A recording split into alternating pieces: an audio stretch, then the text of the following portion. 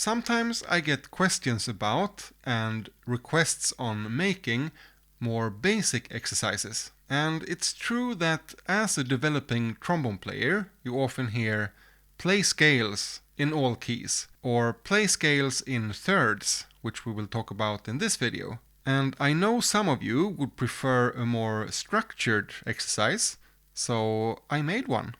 Now, playing scales in thirds is kind of an introduction, a first step into playing more advanced intervals and arpeggios in scales. But an exercise like this is not just for beginners. Even the very best players in the world need to revisit the fundamentals. You need a solid ground to stand on. And sometimes I can feel a bit like, as an improviser, you can hide a bit behind your jazz sound. The goal is, of course, to find your unique voice, but when you go back to a basic exercise like this, it can reveal some imbalance in your playing. Everything gets so clear and naked all of a sudden. Your tone, articulation, intonation. The most clear way to get started, I think, is to play a major scale from the root to the root. So you pick a key and then you choose the most comfortable range for you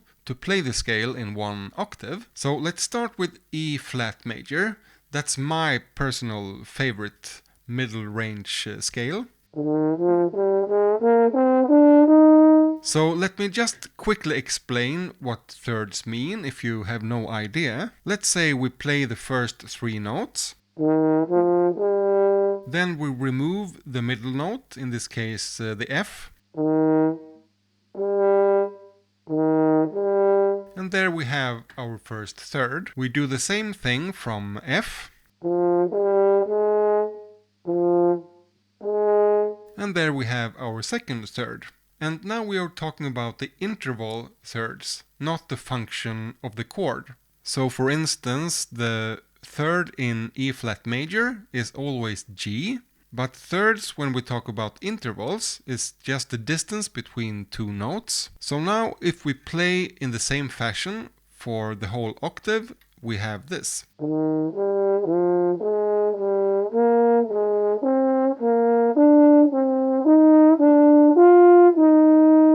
And then we do the same on the way down, but backwards.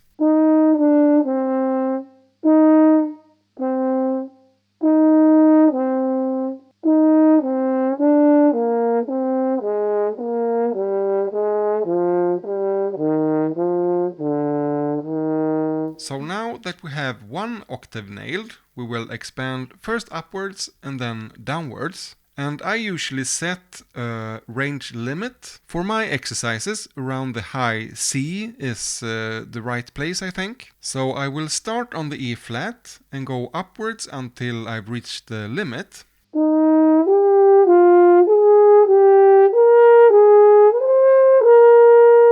And then I'll go downwards from the C.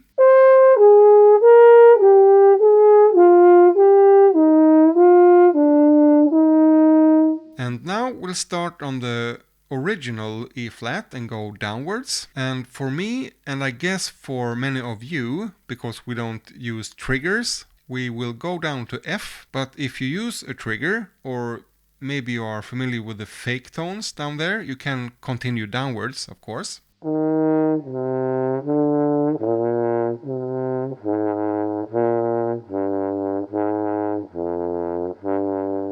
Going back, we'll start on the F.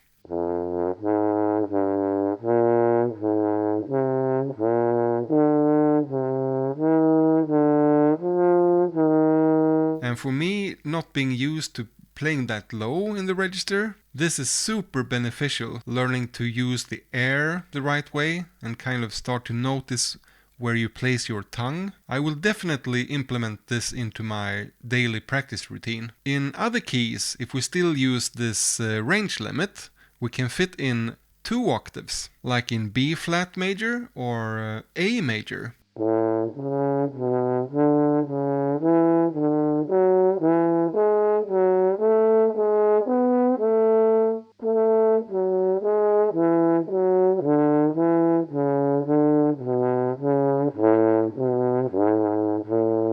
And then we have the higher octave.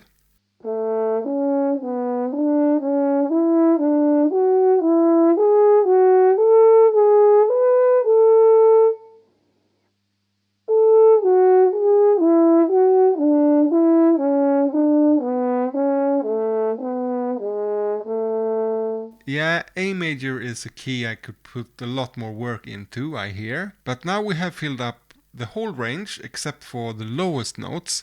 So let's go back to the low A and go downwards.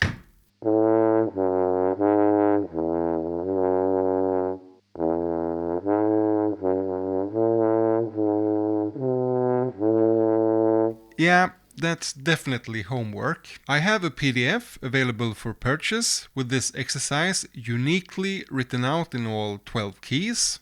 Link in the description. But as usual, you can just memorize it or take inspiration from it and move it around the keys yourself. And when you feel comfortable playing thirds and you are brave enough, take a look at this exercise where we add chromatic approach notes. Thank you for watching this video, and I will see you next time.